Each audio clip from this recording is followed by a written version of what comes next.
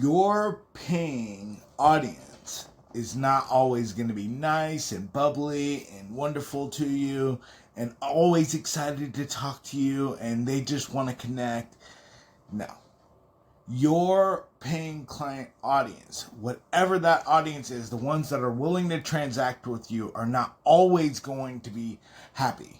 They're not always going to be bubbly because more times than not, they have a pain point that's been messing with them for years sometimes. So the idea that they're just going to be nice and bubbly because you have a solution to their ongoing problem is highly unlikely.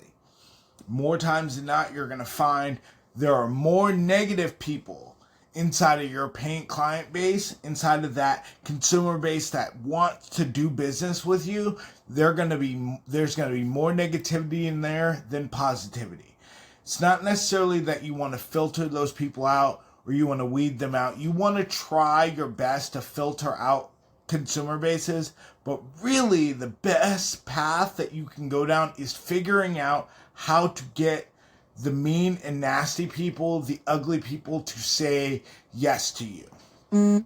How do I get those people to turn positive? How do I get those people to care about whatever my thing is, whatever my fixing their problem is? How do I get them to say yes? Not how do I get them to be nice to me?